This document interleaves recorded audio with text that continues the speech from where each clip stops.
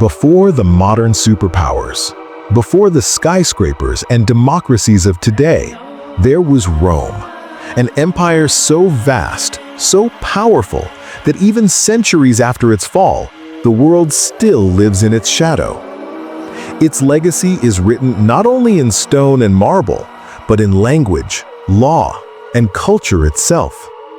From mighty emperors to humble citizens, from grand victories to tragic downfalls, this is the story of how Rome rose, ruled, and fell.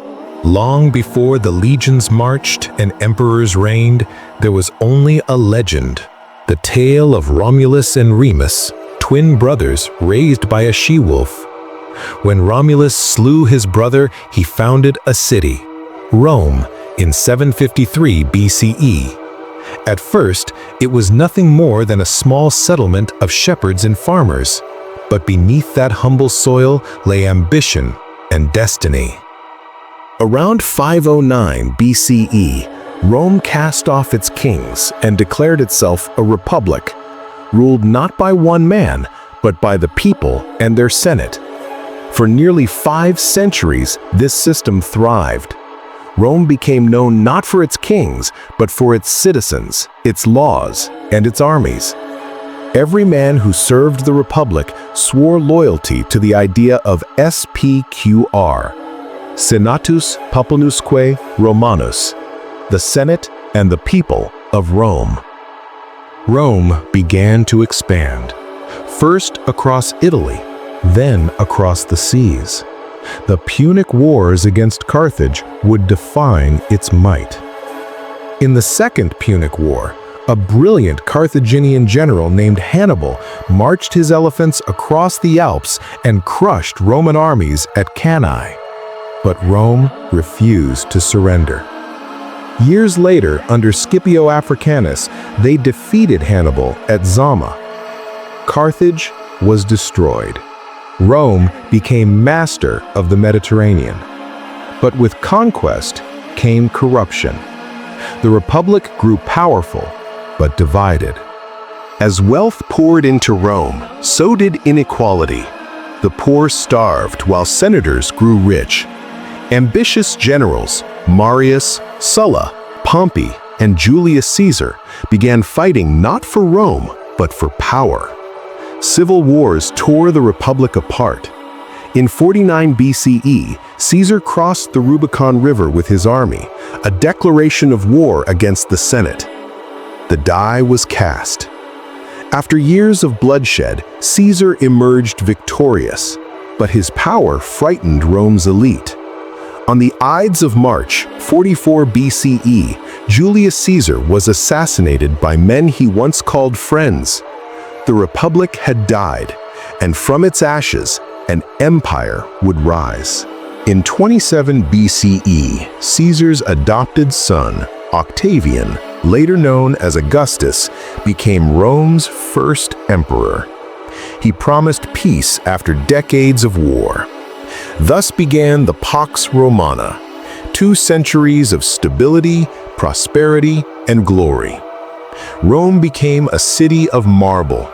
Its roads stretched over 250,000 miles.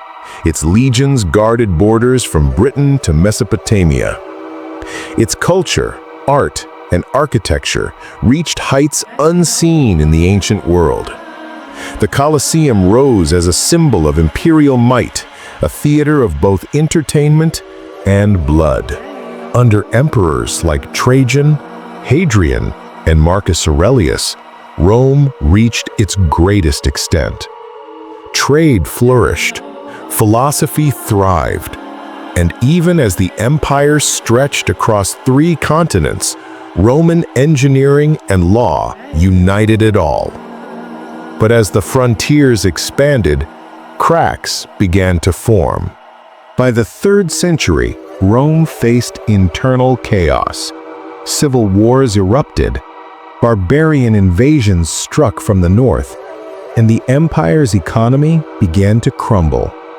Emperors came and went, often murdered by their own guards. In desperation, Emperor Diocletian split the empire in 2, East and west, hoping to save it. But the unity of Rome was broken.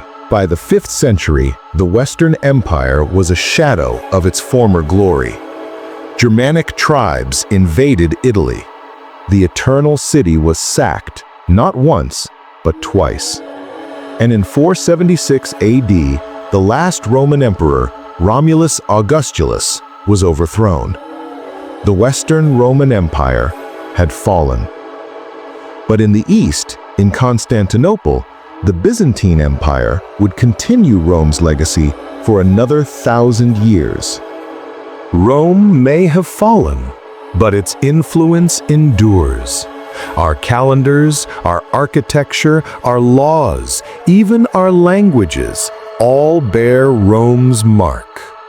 From republics to empires, from roads to reason, Rome gave the world the blueprint for civilization itself. Because Rome was not just a city, it was an idea. And ideas never die.